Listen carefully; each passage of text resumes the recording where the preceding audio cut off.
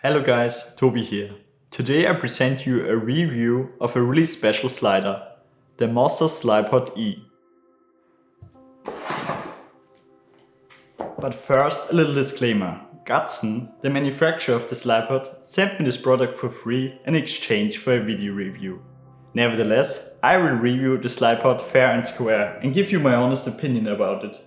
They don't get to dictate any talking points, nor will they see the video before I upload it. So let's find out how good the Slypod is.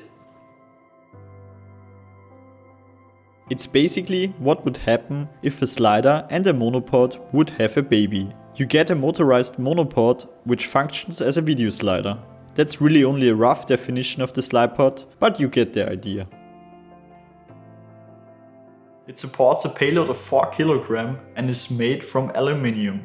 The folded length is 58.5 cm and it offers a travel distance of 28 cm. The Slypod is controlled via a smartphone and weighs about 920 grams. It offers a built-in battery with a runtime of about 2 hours. The Slypod E costs about 300 euros or $300, so that is quite a lot of money for such a short travel distance. So let's see if the Slypod is still worth it. The Slypod comes in a nice case. Opening it up, you will find the Slypod, a USB-C cable, a tripod head, a mini tripod, a stand adapter and a manual. There seems to be several different packages out there with different accessories, so keep that in mind. The quick setup process is one of the biggest strengths of this product. In about a minute, you're ready to go. All you need to do is to mount your camera on the Slypod and put the Slypod on a sturdy tripod.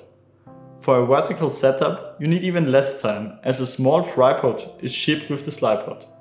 If you would use an ordinary slider, you would need a lot more time and supportive gear, especially for the vertical setup.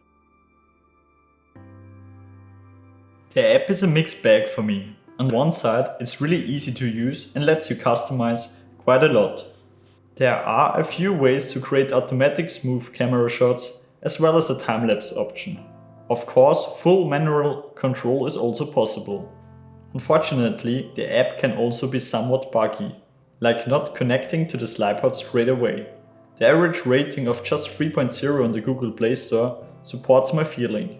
For example, I can't update the Slypod with the app. I always get an error message. I tried the updating process with 2 Android devices and 1 iOS device. None of them worked.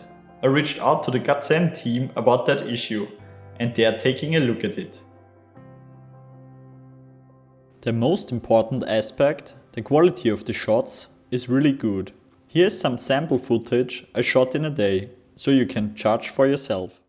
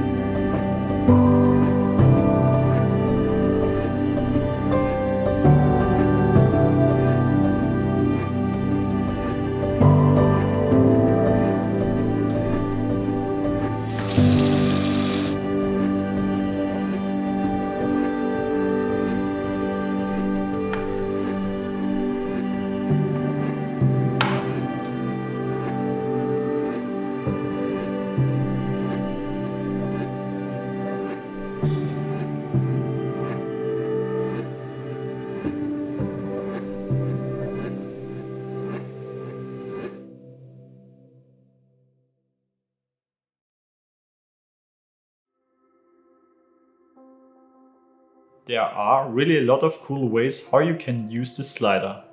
For example, you can mount it on a video head vertically and pan the slider while the slider is moving.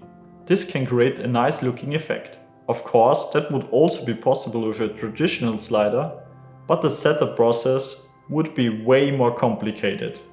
Thanks to the easy setup process, it's quite easy to get creative with the Slypod. Also, it means that you get way more shots in the same time. Another plus point is the small packaging size. If you combine the Slypod with a small travel tripod, you're already ready to go. So just like the good old saying, the best camera is the camera that's with you, you can also say, the best slider is the slider that's with you. The build quality of the Slypod is great. You already get that impression when you unpack everything. The case that is included is way better than most of the typical included cases out there. You can definitely use it to travel around. The metal finish of the Slypod itself is also well made, so is the mount of the camera. The rubber grip feels really nice and gives you proper support. Overall, the Slypod feels like it was made to last long. There's just no way to use the slider in a situation where you want to record decent audio. The motor of the Slypod is just too loud and irritating. Just listen for yourself. It also doesn't get that much quieter if you use a lighter camera or a slower movement speed.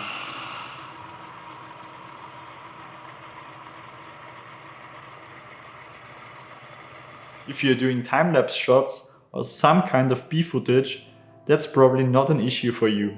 But for example, you could never use this slider in an interview setup. The travel distance is too short for a lot of use cases. I do understand that the longer travel distance would have been very complicated to achieve, but still, most sliders are at least 50 centimeters long. If you're doing longer slider shots on a regular basis, then the Slypod can be a replacement for your current setup. The Slypod costs €300 or $300. That's quite a lot for a device that probably can't replace a normal slider. Also, if in 5 years the battery dies, or the motor fails, or the smartphone app won't work with any modern operating system anymore, you just got yourself a really expensive monopod. Most motorized sliders still can work as a manual slider, even if the motor breaks down. But the build quality of the Slypod feels well engineered, so you probably don't have to worry about that. The Slypod is really special. It's for sure not the normal video slider and therefore can replace one, but the big strength is that there are just so many possibilities to use the Slypod in a really creative way. Furthermore, the setup time is just really fast. Basically in no time you're ready to shoot. And the quality of the shots, it just speaks for itself. The Slypod gives you a really smooth picture. I mean, that's all great, but is it €300 great? That's for you to decide. Gatson will be releasing a Slypod Pro version soon and probably will address some of the issues, so maybe check it out if you are interested. I hope you liked my little review about the Slypod. What do you guys think? Is it worth €300? Just write me a comment down below and tell me. Also, if you do have any further questions about this product, just write me a comment and I will gladly answer any of your questions. So, other than that, I hope you guys are having a great time. I will see you soon. Have a nice day, bye and servus.